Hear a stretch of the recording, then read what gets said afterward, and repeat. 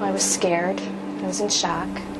Sharon Seacrest, a school teacher from Allentown, Pennsylvania, was diagnosed with ovarian cancer in December 2005. We adopted my daughter, and I did not want her to be motherless twice. And that just kept me going. I had to go about and be as normal as possible for her. I was actually quite surprised. I went to the doctor just with some vague symptoms, to my family doctor, and didn't expect anything to come of it. Thought he was just going to send me home with something, simple that would take care of some bloating and things like that. And instead he sent me for a CAT scan. Donna Marushak has a similar story to Sharon. Donna is also a school teacher in the Allentown area, and she too was surprised to learn she had ovarian cancer. No, I didn't know much about it at all. Donna said it was challenging explaining to her daughter about ovarian cancer, so she used a metaphor of a garden. I felt like I was the garden, and the flowers can be blooming and thriving, but in all gardens there are weeds, and that's like the cancer. So a gardener will come and pull out all the weeds, and that's like the surgery, and get as much as he can. But of course you go the next day and there's some more weeds, and they've been underneath the surface, or they're too close to the flowers and you can't get at them. So the gardener puts on chemicals, weed killers, and the doctors give you chemotherapy. And although it kills all of the weeds or the cancer, it also gets rid of some of the petals sometimes, and you lose your hair. But then after a time and after it's run its course, they can give you some Feed and Grow or something like Miracle Grow, and eventually the hair grows back and the garden can thrive again. By risk factors, women who are overweight, never had children, or are over 60 years old or so, those are some of the risk factors, and I wasn't any. I was 43. I had 2 children. I wasn't overweight. I was running 3 miles a day. So it really did. It took me by surprise. The earlier ovarian cancer is detected, the better. Unfortunately, the symptoms are often vague, mimicking many other common conditions. Symptoms may include nonspecific abdominal or pelvic pain, bloating, or feeling full right after eating. Oftentimes patients will present with abdominal bloating or some discomfort, and their family practice primary physicians or their internal medicine doctors or even their OBGYNs may do an exam and identify a pelvic mass or an ovarian cyst or something that just isn't right. Dr. Marty Martino, a gynecologic oncologist at Lehigh Valley Hospital in Allentown, Pennsylvania, says many times the diagnosis is made in women without any symptoms. In these cases, it is found incidentally, when tests such as x-rays are done for other reasons, and an unexpected ovarian cancer is found. Sharon found out she had ovarian cancer when she had a hysterectomy for another gynecologic issue. Unfortunately, with ovarian cancer, there's no early screening tests, there's no blood tests, there's no good way for us to pick it up and identify it early. There are 4 possible stages, ranging from stage 1, where the cancers remain local within the ovary or ovaries, to stage 4, the most advanced stage, when the cancer has metastasized far from the ovaries, to the liver or lungs, for example. These stages are further divided into subgroups. This can be confusing, but it is important to determine the accurate stage to choose the best proven treatments. Cells, we believe, start in the ovary, and then they sometimes, over the course of time, progress, and it could go into the peritoneal cavity, and then sometimes make their way up into the upper abdomen. The main treatments for ovarian cancer include surgery, chemotherapy, and sometimes radiation therapy. Often, doctors will use a combination of these treatments. Surgery usually occurs first to remove as much of the cancer as possible, so-called debulking.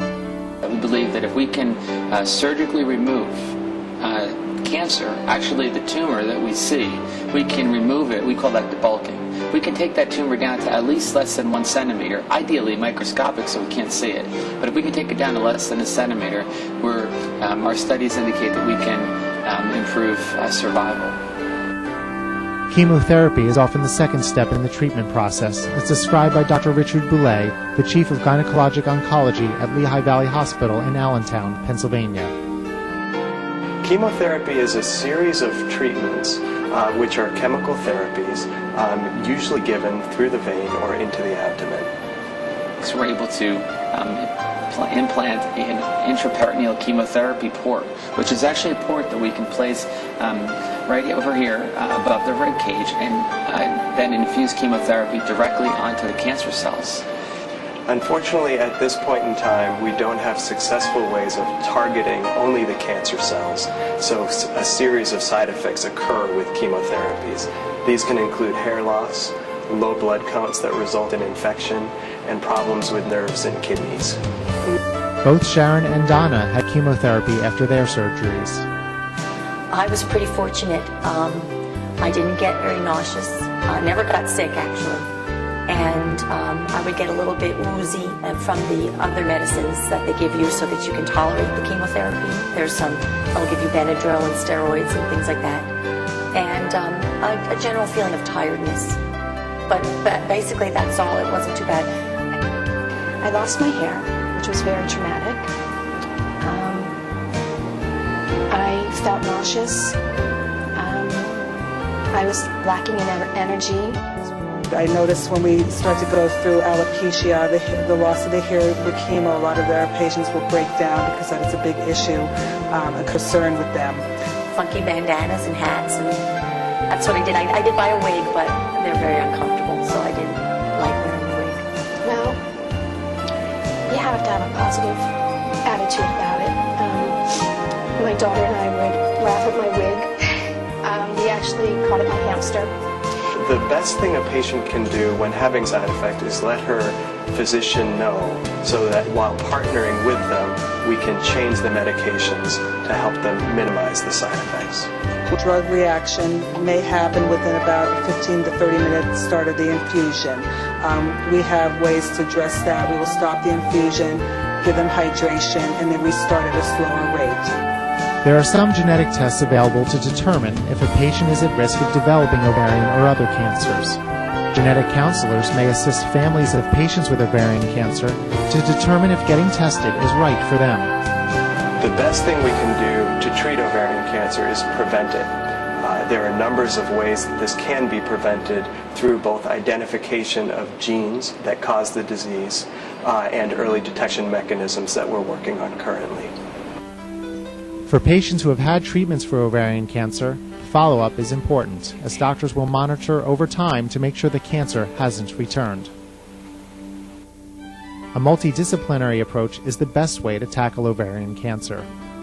The team may consist of doctors, nurses, social workers, case managers, and others who play a critical role in treating the patient to find the best outcomes that fit with the patient's situation and goals. Thankfully, there are many support groups and assistance available for patients and their families. Donna was diagnosed when Jessie was an early teen. She was about 13 when her mother was diagnosed, and you can imagine the terror that would fill you when you fear of losing your mom at that young age.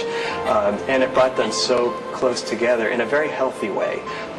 And they look at cancer as affecting their lives, but not controlling or running their lives. I think we're all closer. I mean, that seems like what everybody would say, we're closer. But my dad, that first night, I remember him, I couldn't eat anything.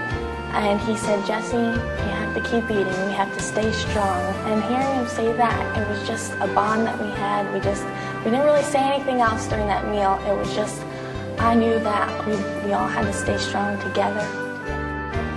There are so many new treatments out there now. It is you can survive this. I'm at 6 years now, and plan on having a lot more.